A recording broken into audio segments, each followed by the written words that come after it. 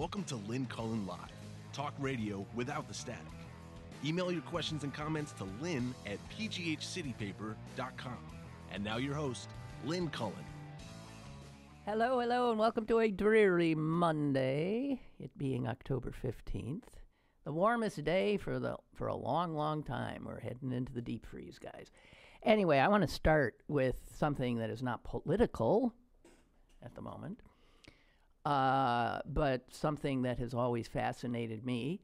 Those of you who listen to my meandering thoughts know full well that I am exceedingly concerned about the speed with which technology is taking over the lives of us mere humans, and particularly about artificial intelligence. Stephen Hawking, the brilliant physicist who died this year, right? I think early this year, had a book that he had been working on up until his death that will in fact be published on Tuesday. Notice how I said Tuesday. I learned that in theater school. I had to go to speech class there, and I was told that the correct pronunciation of that day of the week was Tuesday, like T-Y-U, Tuesday. I'm sure it sounds annoying to anybody. Anyway, Stephen Hawking got a book coming out. And it's called Brief Answers to the Big Questions, sort of a play on his best-selling book, A Brief History of Time, which my mother read, which blew me away at the time. I wouldn't even attempt any book written by a physicist, at any rate. Brief Answers to the Big Questions is the book coming out on Tuesday, and there were some excerpts from it printed in the Sunday Times of London. And I got to tell you, I've been saying for a long time that humanity, being so brilliant, would think its way into extinction through essentially having to become cyborgs, having to lose our humanity to retain any ability to compete with artificial intelligence. I'm here to tell you he's got an equally nightmarish view. It's always nice to have an ally like Stephen Hawking on your side. I'll just give you a few for instances. In the book, he says that humanity is entering a new phase of what he calls self-designed evolution, which is what I have said. If Darwin could come back, he would say, "Good God, it never occurred to me that a species could take control of its own evolution." Self-designed evolution, says Hawking. And initially, he says, this will lead to a lot of really nice things. We're going to be able to fiddle with our DNA. We already are. We have now mapped it, which he says it means now that we can read the book of life. And we can start writing in and editing it. And that's wonderful because certain genetic defects that cause muscular dystrophy and other diseases can be eradicated. We can start controlling those genes, make simple corrections in utero. But it ain't going to stop there. And humanity has never showed any ability to control itself when it comes to trying out stuff. Hey, I wonder if I put this in here and move that around there. It's just a given. So he said all of this will, as it already is, be outpacing our legal system, our political systems, our social systems. We're not going to have, and we will not, and still and don't at this point, have the kinds of ability in place to slow this down. And he said even though there are going to be attempts to pass laws that would restrict genetic engineering, that ain't going to stop it. Because some people, especially scientists, will not be able to resist the temptation to see if they can end disease, if they can lengthen the human lifespan, double, triple it. And he said this is a given, and it will yield what he calls in the book superhumans. I call them cyborgs. He calls them superhumans. And in fact, when I'm talking cyborgs, I'm imagining us implanting devices. He's talking just about how you get to a whole different kind of humanity simply through genetic modification. But he said once you get this a small class, elitist class of superhumans, that means that most of the world is going to be populated by what he calls unimproved humans. That's like people like us. We're unimproved. Here we are. And he said the unimproved humans are going to be, God knows. That remains to be seen what happens to them. They could die out. They certainly will become unimportant. And understand, this will be the majority of humans on Earth. So Hawking, these are the thoughts he had as he neared his end. He envisions a race of self-designed beings who continue to improve themselves at ever-increasing rates. And he really goes off saying eventually these, these self-designed superhumans will probably leave this polluted Earth to us, unimproved humans, and go out and colonize other planets. But let's not get ahead of ourselves. Who will these superhumans be? Well, he's quite straightforward about who they'll be. They'll come from the 1%. So the wealthy will be able to afford this. And the wealthy will edit their own and their children's DNA.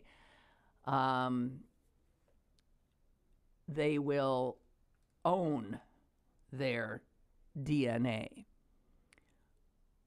And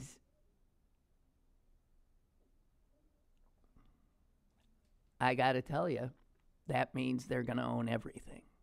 If you think they do now, ha!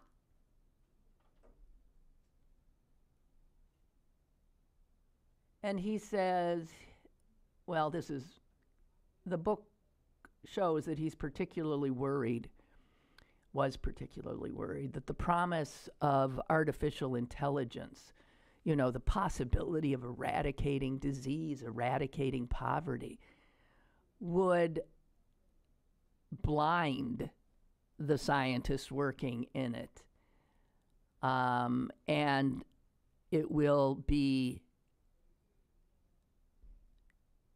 definitely happen that humans will lose control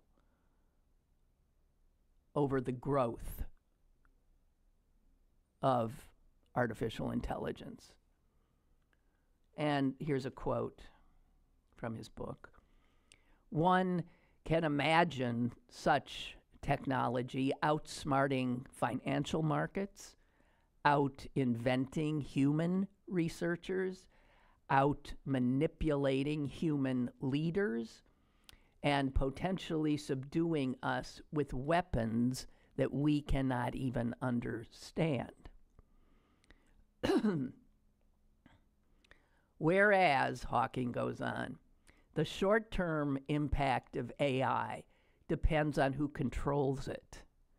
The long-term impact depends on whether it can be controlled at all.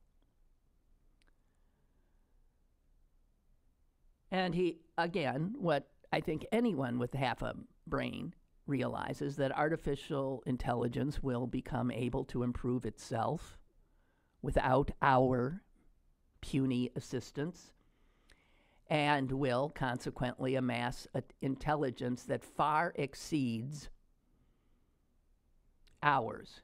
In fact, Hawking says artificial intelligence will be able to amass power through data that exceeds ours by more than ours exceeds snails.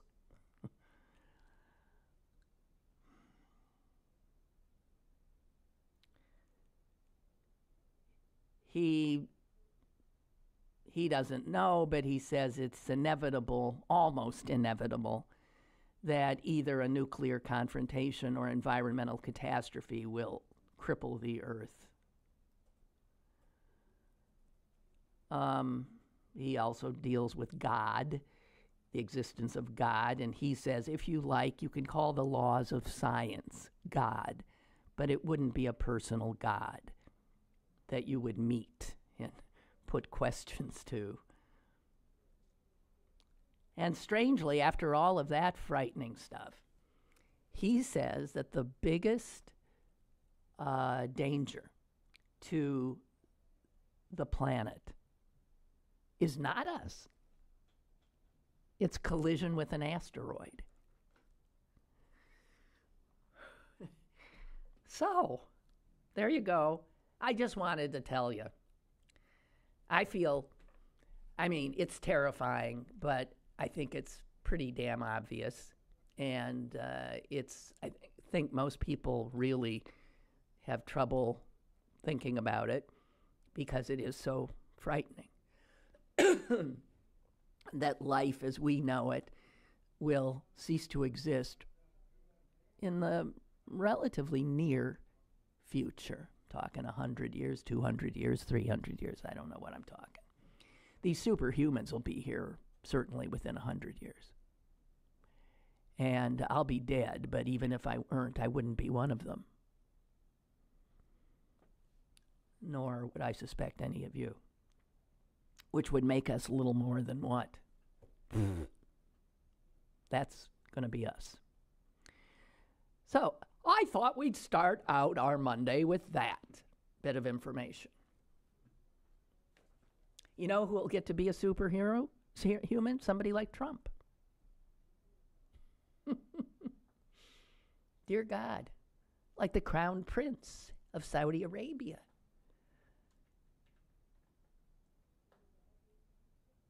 Like Bernard Adelson or Sheldon Adelson.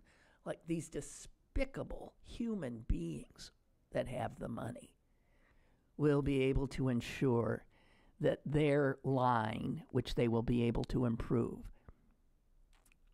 will continue. The rest of us,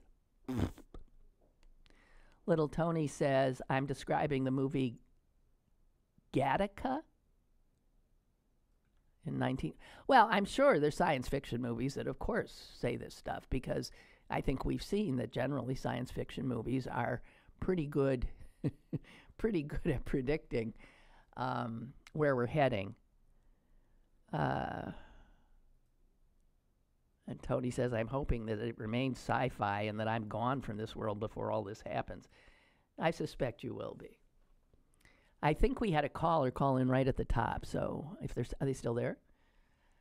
Intrepid caller, go ahead.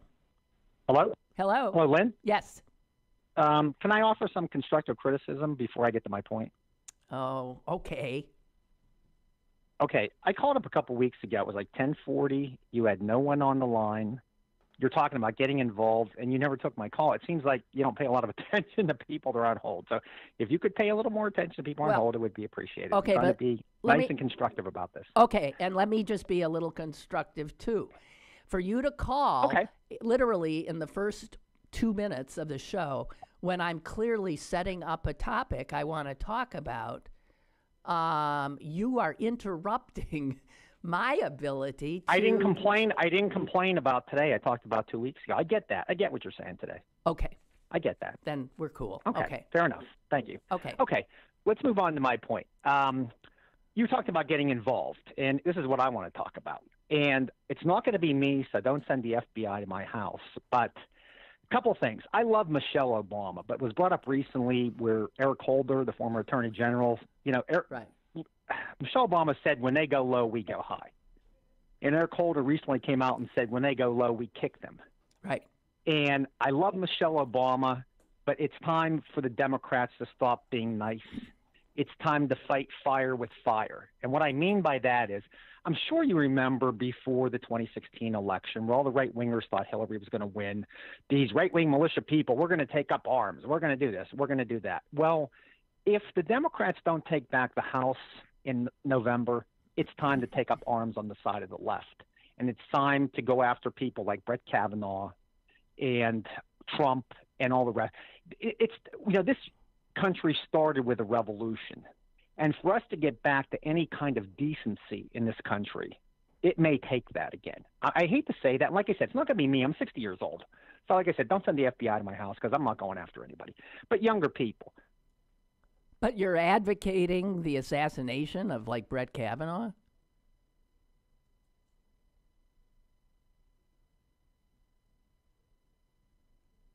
Okay, doesn't want to answer. I was with you till you started targeting people for death. I mean, if it comes to a shooting war, I'll shoot at my enemies, but I'm not going to start assassinating people. And by the way, Democrats doesn't have it. They don't have it in them. They don't have it in them. They don't even have it in them to fight tough within the framework of the political game. So, we have another caller. Far be it for me to leave them hanging. Hello? No? We're having a little problem. So maybe we lost him. Okay. Little problem with the... Shocking. A little problem with the phones. Well, speaking of the way Republicans do politics and don't seem to suffer for it at all, whereas any time a Democrat even so much as, looks askew at somebody, the Republicans hit back like we've, committed an atrocity. They're amazing. They do know how to... I don't know that I want us to be like them, but I know we have to keep them from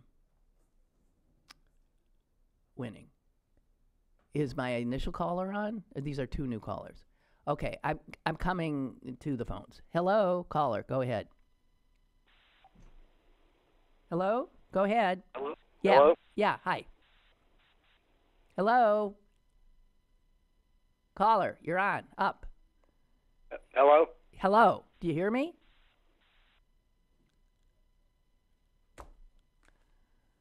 Oh, something ain't right. Okay, well, if at any point a caller hears me, speak up. Scott Wagner, have you heard the name? Hey, he's running to be the governor of Pennsylvania, Republican. I don't know if you saw it or not, but he put out a little video I think, this weekend. Did you see it? He's standing there outdoors, and here's the line that was particularly interesting.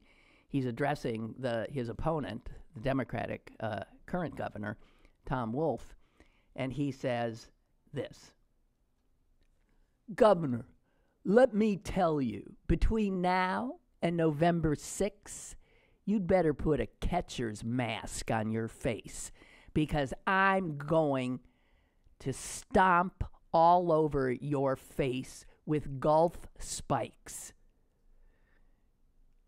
Because I'm going to win this for the state of Pennsylvania.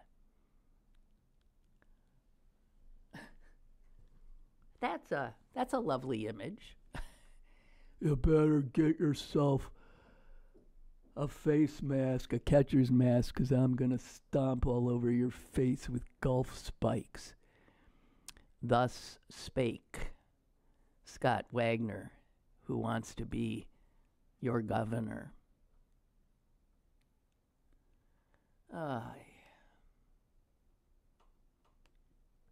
Paul writes, we have 2 callers and you think it's fixed?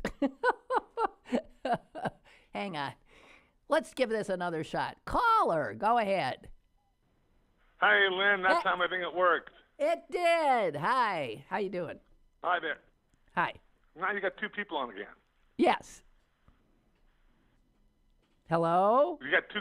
I think you got 2 callers on again, Lynn. You mean there's 2 callers on me? at this? Yes. But you. Okay. There's another guy on also. There's 2 of us on. Wow.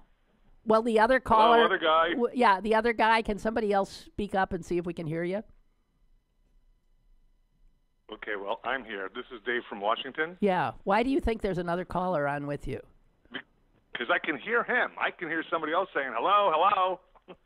Oh, wow. Like it's a 3-way party line. Okay. Well, anyways, you can hear me okay, right? Yes, and I can't hear that other caller, so go ahead. Okay. Hey, one thing that we've learned in this Trump era is assholes win. So, yeah, we got to quit taking the high road. It does not do us a lick of good. We feel good about it. You, Democrats, I'm not a Democrat. I refuse to join the stupid party because they're idiots. I vote for them every time, but I refuse to join their party for this very reason. They are a bunch of losers, frankly. Yeah, I when think it comes so to too. getting elected. They're good at governing, but they're horrible at getting elected. Right. Assholes win. Trump has shown us that.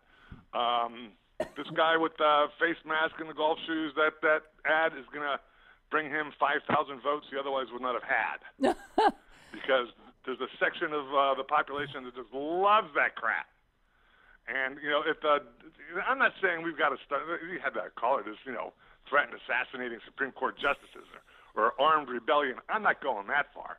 But we've got to quit being a bunch of babies about this and, fight back. And if it means we got to get rude and disgusting and a little bit immature, fine, do it. If that's what it takes. Call him out for being an asshole.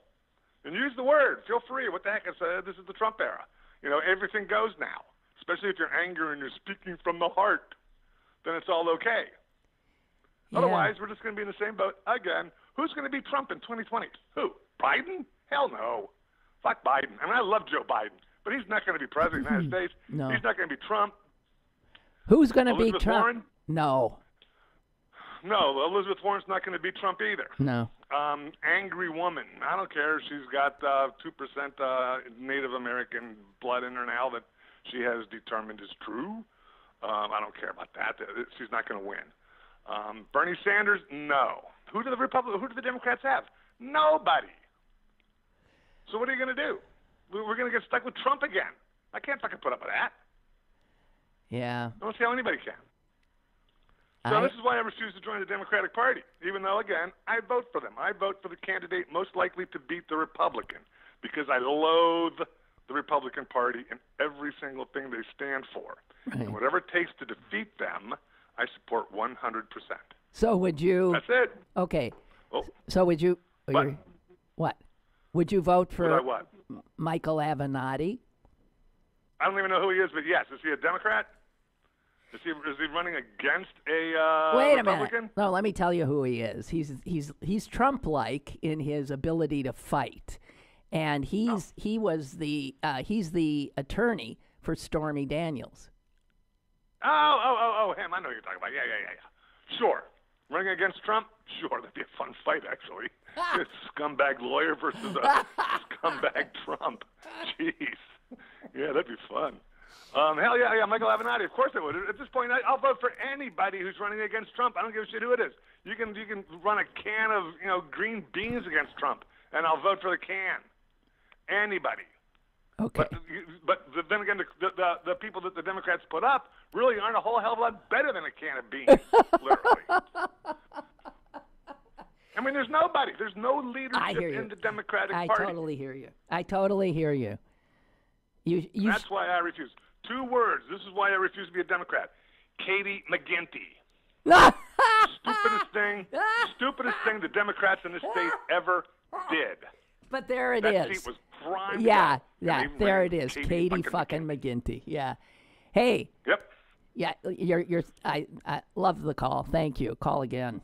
I'm in the middle of moving right now, so I'm a little edgy. So I'll talk to you later, Lynn. Thank you very much. Okay, goodbye. Bye.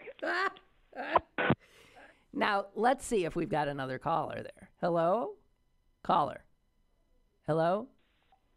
Hello. Hello. Hello. Hi. So how long have you been on there? A long time? Oh, about 10. I don't know how long. Oh, okay. I all right. listen through the phone, so I don't care. Okay. Doesn't matter. I agree with that caller.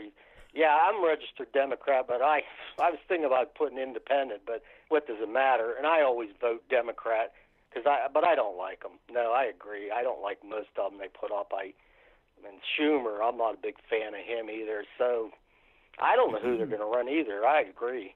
But I wanted to get back to where you were talking about that Stephen Hawking. There was a scientist that said he totally disagrees with Stephen Hawking about us having this, superhuman or whatever. He said, we're going to kill ourselves before that even happens. He said, we won't be, he said, we will not be around to even get into that.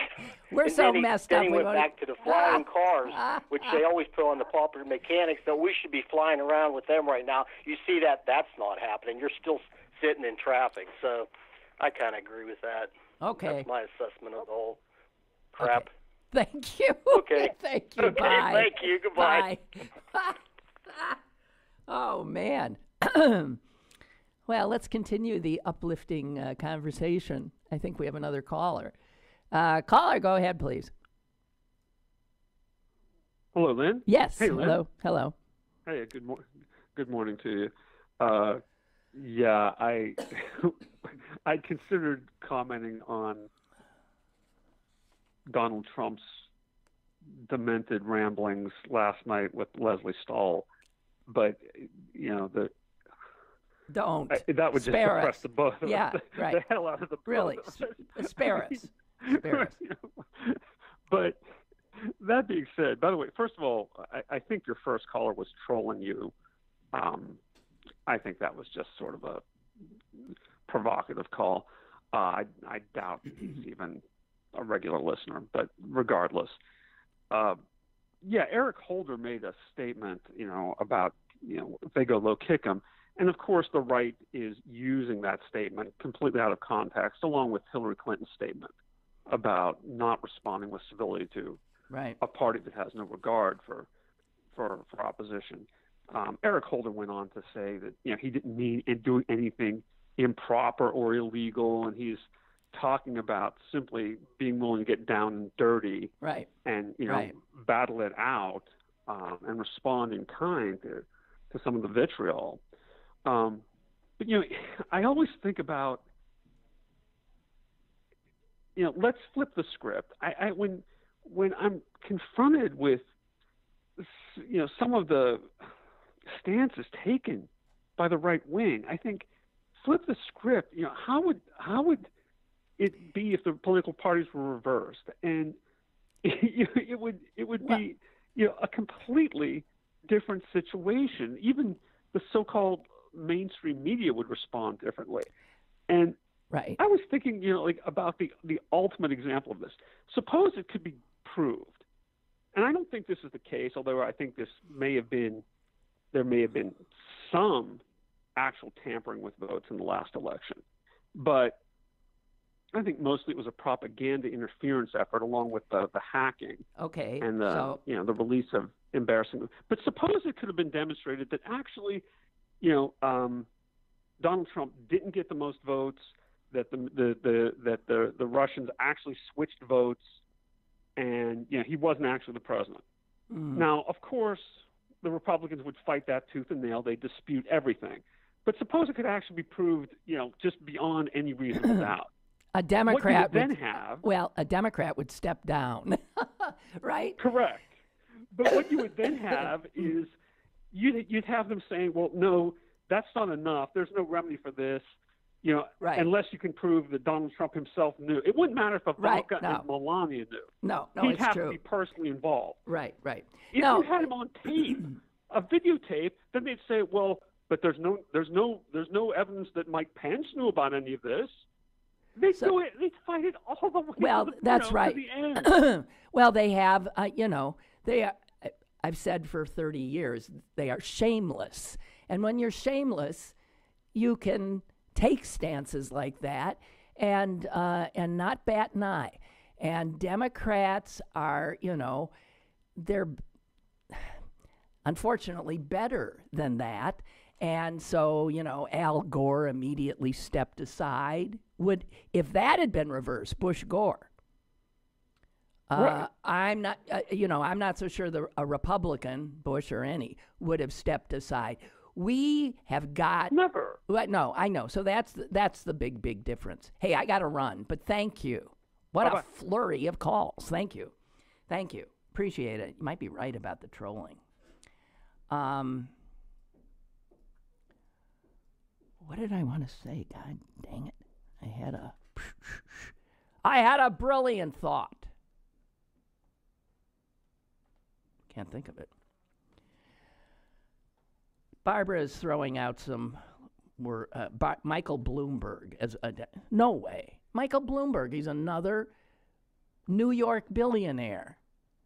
Now, granted, a New York billionaire can go toe-to-toe with another New York billionaire, but Bloomberg, I'm sorry, no. Beto O'Rourke, I think he's got the makings. And a Beto candidate against Trump would be interesting because he doesn't go low. He goes high so well that it could be the contrast would be the way to go. I don't know. And Mitch Landrieu, what is he, the former mayor, or is he still the mayor of New Orleans? I've heard him. He's sounds like a real guy. I don't know. But I know Elizabeth Warren is gearing up, and she can't win. I frankly am put off by her Native American thing. I really am. I have been since day one. She's as Native American as any of us are. And I don't care what her fucking DNA says. 6 generations back, there's a possibility of one.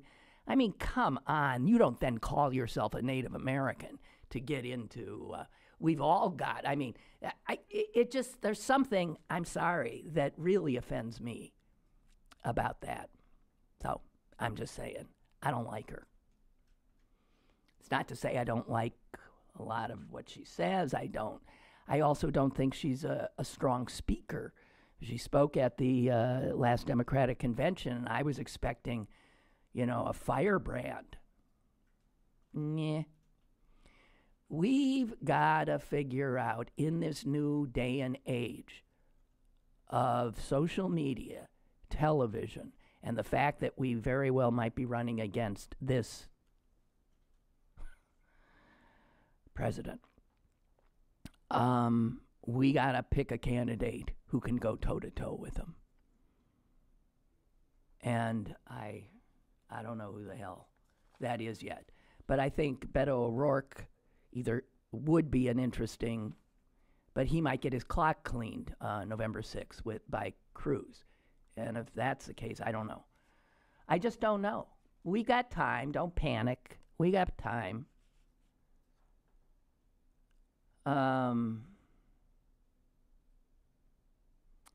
Oh, yeah. So Barbara says, it's akin to this.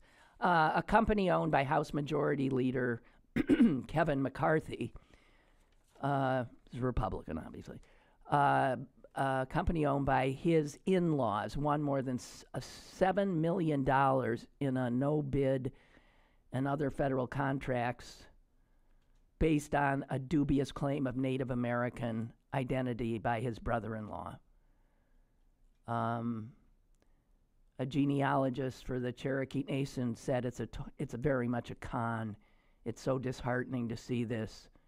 There are so many abuses. Oh, yeah.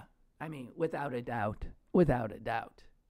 And I'm sorry, you don't give Elizabeth Warren a pass for taking what was supposed to benefit Native Americans, not her, and using it to benefit herself.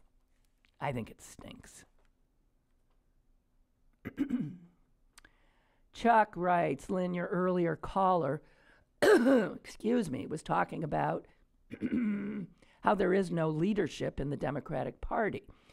We'll find out just how true that is if the Democrats win the House. Please tell me there is another option other than Nancy Pelosi for Speaker. I don't know who it is, but we need a new face. Give the speakership to someone who has presidential aspirations. No, I don't think you want the speakership to go to someone with presidential aspirations. It's too much of ask Paul Ryan. It's very hard to enhance your leadership cred being in that impossible position. I do want to say that I do think they should find somebody other than Pelosi.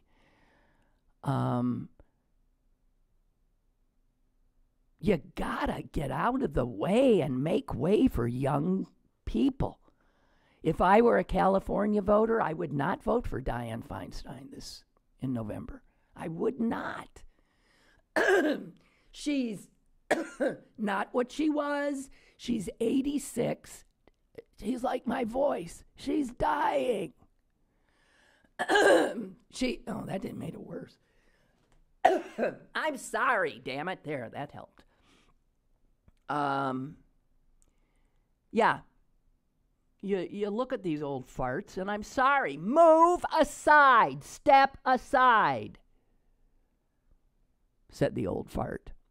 But I'm a youngster compared to her. And Pelosi. Pelosi was extraordinarily effective as a House Speaker. But she needs to step the fuck aside.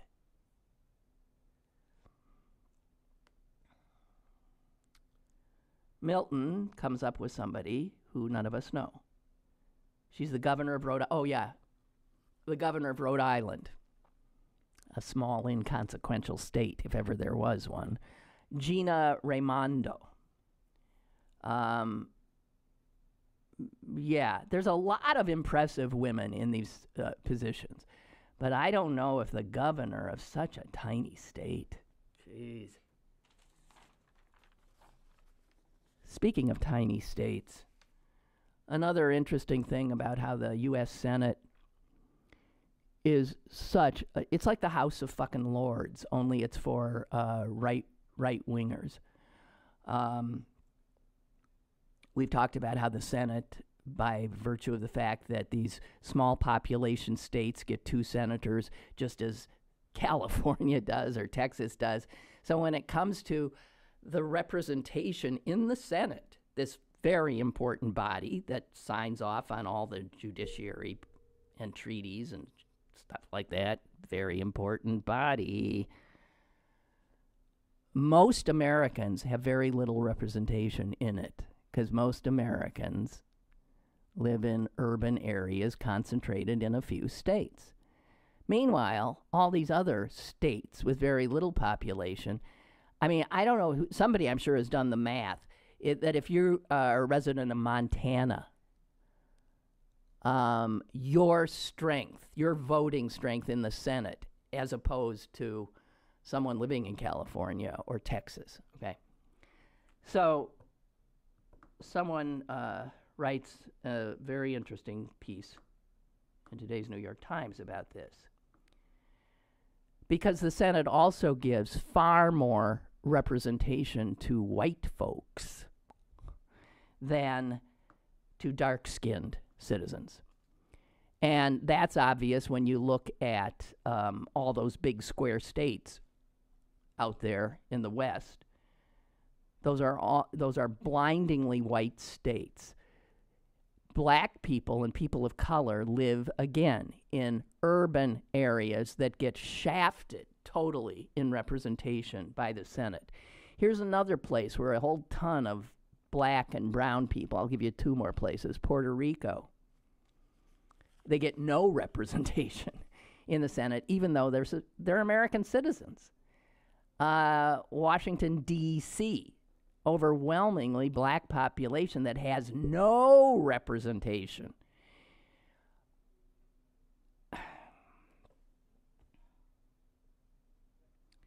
Okay. If you think about the 4 states that are the youngest states in the Union, they're Arizona, New Mexico, Alaska, and Hawaii.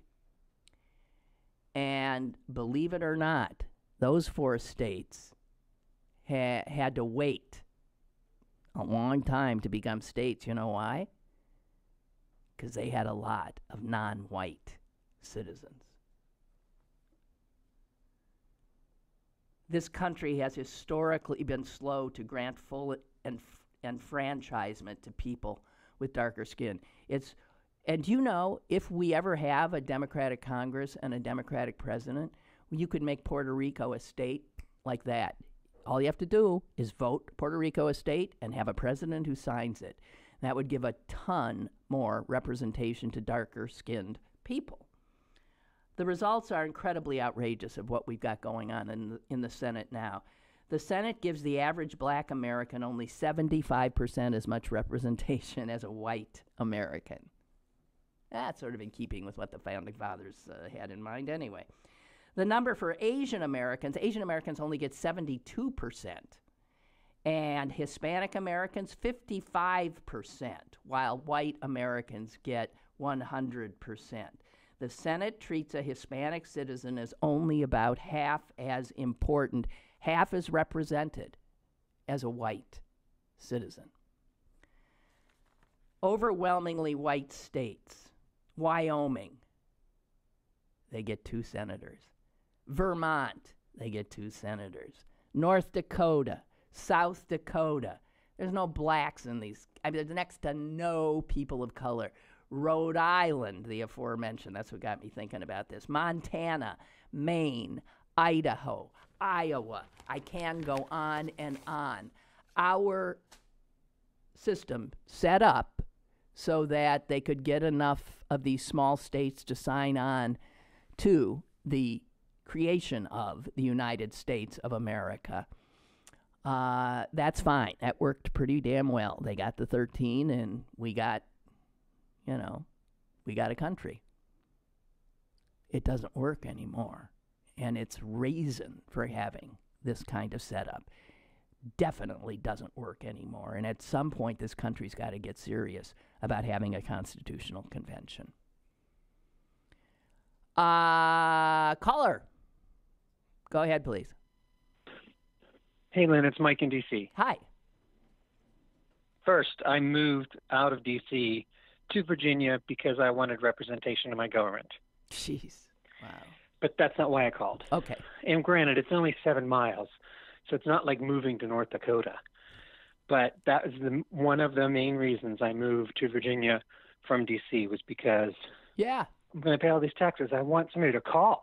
Well, taxation without representation. My God. That was what the Patriots said to go to war with England in the first place. And then we set up a system where the people of D.C., black, and the people of Puerto Rico, brown, are taxed without any representation. Excuse me. Go ahead. And how is that different than colonization? I don't know, frankly. I don't think there is a difference. So that's not why I called. Okay. I called because of AI. Because I don't really see that there's a difference between, maybe in degree, of engineering a superhuman being, Donald Trump and all the people with money, to what they have now. Than I have and you have. They already have excellent health care and never have to worry about it. They all can get their kid into Harvard, even if he's Jethro Bodine. They have everything that I could never have. Right. You know, and our genes are the same. So, big deal. They get better genes. Yeah. Because they already have everything better now anyway. But the other thing they can have is they could not get diseases while we still do, and they could live maybe twice as long. So I say Dick Cheney. How is he still alive? So they already still have that. You don't think if Ebola came out and was infecting people left and right, that they wouldn't put all the rich people on some island on, outside of Saudi Arabia and waited till everybody died? I hear you. All right. Yeah. So well, they listen, already have here's everything the that we thing. do. It's just that But here's the thing, Mike. Yeah, if you ask a person who's got $1 gazillion, why do you keep making more money? You can never have enough. The mindset of that crowd is gotta have more. Gotta have more. You know why? Because there's always somebody else that they're in some, pardon the expression, pissing contest with. They're greedy. They're greedy. They're insatiable. Right? Yep. And that may change or make it worse when they can change their DNA, but it's still that way now anyway. I hear you. You try and get your kid who's as smart as Jethro Bodine into Harvard. Never going to happen. Who the hell is Jethro Bodine? Hello? Keep up the good fight. What? Keep up the good fight. Okay, thank you. Keep up the good fight. Thank Bye. you. Bye. Was that just a name that he was making up? Jethro Bodine? Okay, I got it. Geez, you guys, I got callers lining up. Okay, go ahead, caller. Hey, Lynn, it's Jeff. Hi. Jethro Bodine was Jethro from the Beverly Hillbillies. Oh, gotcha. Thank you. You mentioned Michael Avenatti. And to tell you the truth, and I'm guessing you'll disagree with me, I was really impressed with the guy. I saw him on a half-hour interview with Evan Smith last week. Mm-hmm. And he is the kind of guy that'll go toe-to-toe with somebody like Donald Trump. And as you mentioned before, that's what you need. And who would have thought 4 years ago Donald Trump is president? Ha, ha, ha. It's possible. Yeah. I mean, if you look into the guy, I'd really be curious to see more written interviews with him. But, because he's kind of a funny-looking guy. He's not the most, what do you say, photogenic. No. But in terms of what he says, he's a straight shooter, and he's really, really smart. Okay, but let me tell you something. You spoke as a guy. Women find Michael Avenatti attractive. Really? Yes. Well, then they'd find me attractive then.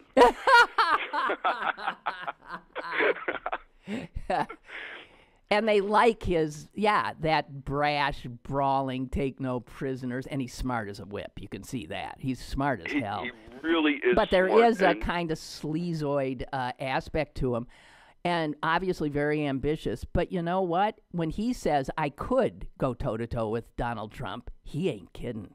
I mean, he could. That's true. I don't know. Did you happen to see him last week on Evan Smith? No, I didn't, but I've seen him plenty, and he's impressive. His brain and his combative style. He's got the same kind of style as Trump. Well, that's just my 2 cents from a guy who voted for Martin O'Malley in the primary, because I was impressed with Martin O'Malley, too. But I think Martin O'Malley was just a little bit too sane for this country at this time. Exactly. So That's why I bring up Avenatti. Okay, thank you. Anyways, I love your show. Thank you. Take her easy. Thank you. I appreciate the call. Bye. And we have another caller.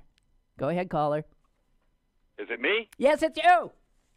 Okay. Yeah. It's really interesting because I didn't notice, with the lineup, you don't know if it's you or not. But I guess that beep is the clue when it goes beep. I guess it is. I don't two know. Things. Okay. Yeah. There's a beat that comes on when it's you, for future people. Real quick about superhumans. Yeah. If you go far enough, the superhumans are going to only be who's left. Then they can start competing with each other. Yeah. Right. If you just go in the future far enough, they can make superhumans, and then there's going to be anybody but superhumans. Then the superhumans are going to start putting superhumans down. You have to have super duper humans. About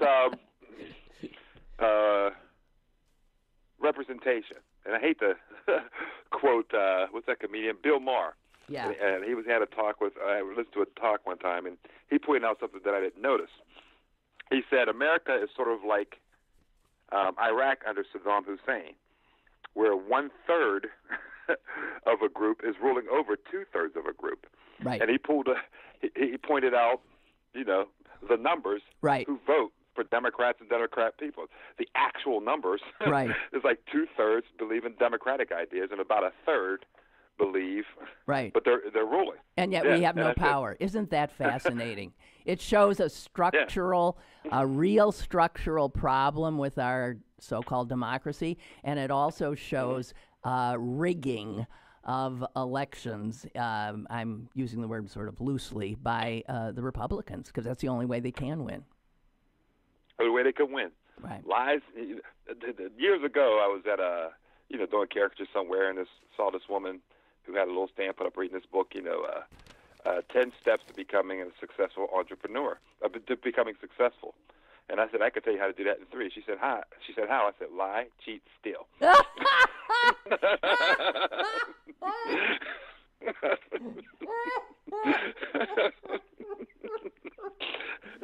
Because and be born to a white rich family. Right. Yeah. And even they got there by lying, cheating, and stealing. She was actually upset with the comment, but I said, I'm sorry, there's actually truth to that. That's great. Thank you. So anyway, thank you. Thank you. By the way, where's the women callers? Women, can you call? There's been guys all morning, and I'm sick of it. I hear you. And thank you. Thank you. Bye-bye. All right, thanks. It's because you guys, it's like mansplaining, right? And the way you sit in buses and taking up 3 seats. Okay. I just want to say that something Susan had said last week, there was a whole piece written about it in the New York Times Week in Review, and it's about the fact that when they say, well, women are angry, women are going to save this country, women are going to go to the poll, and the reality is that Trump enjoys amazing support of white women. So we were talking last week, Susan brought it up, and she's absolutely right, how for a lot of white women, their whiteness really trumps their gender, their sense of sisterhood.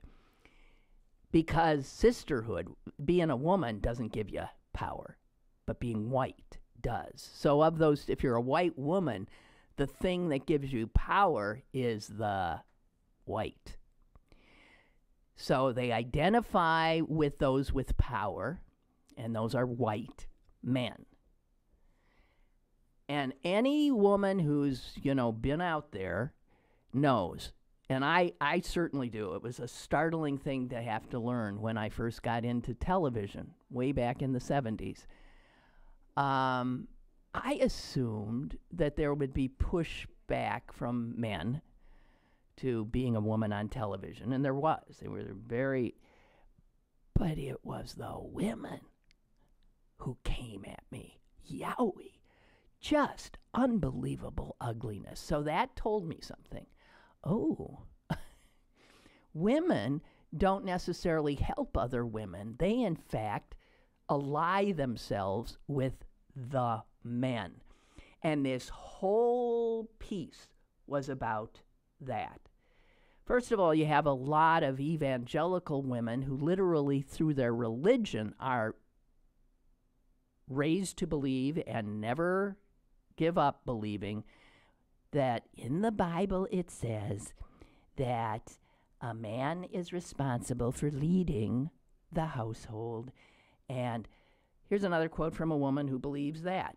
Women are just too emotional. Like Brett Kavanaugh, yeah, that's emotional. And then Christine Ford was not. But, of course, women, we know, are emotional. And she says, I think it would be dangerous to have a woman in a position to potentially start a war. She is representative of 40+% of women in this country.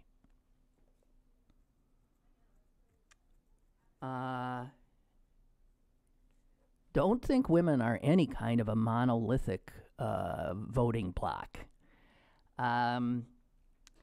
Because it all comes down to an individual woman and which of her identities are more central to her sense of who she is. Is it being a woman? Or is it being white? Is it being Christian? Or is it being Republican or Democrat? I mean, people individually choose these things. And there is something, there's lots of studies done on sexism. And there's something, the most sexist you can be is put under a title of hostile sexism. And, you know, they can rank people by how they answer certain questions on a scale. Amazingly, there are tons of Republican women who score so high on the sexism thing that they actually are considered hostile sexists. Especially Republicans, especially low income and evangelical women express much higher levels of hostile sexism than do women who define themselves as Democrats or as independents. And married women often tie their fates, of course, to their husbands. And so they take on their husbands' perspectives. And the 2016 election showed it. You had a woman running against this sexist pig. And astonishing number of women, white women, because black women sure didn't. If anyone's going to save us, it's black women. They identified totally more with Donald Trump because of his skin color and his gender than they did with Hillary Clinton. And a lot of those women who vote for Trump score really high on the hostile sexism index. And they've thrown it, you can say, well, they're making a calculation, which, I mean, you can probably understand. They're clinging to the advantage of being white as compensation for the disadvantage of being a woman. And if you look at this data, there's just huge gaps between Republican women and Democratic women. So, even among Republican women who've themselves been sexually harassed or even sexually assaulted, they shake that shit off. They say it doesn't matter. They're still hostilely sexist. And they look at themselves as being just tougher.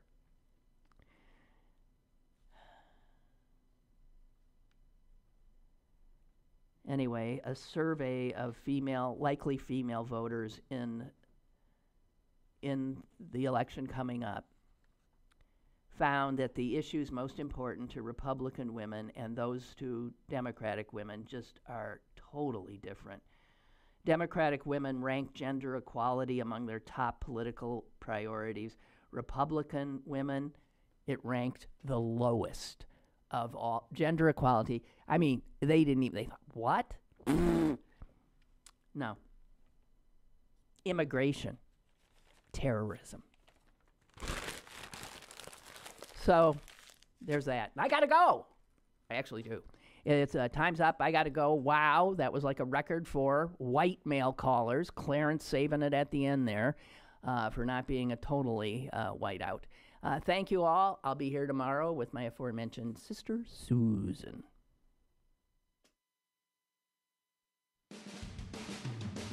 Lynn Cullen Live, Monday through Friday from 10 a.m. to 11 a.m. and archived at pghcitypaper.com. The opinions expressed on Lynn Cullen Live are those of the host and do not necessarily reflect the viewpoints of Pittsburgh City Paper or its advertisers.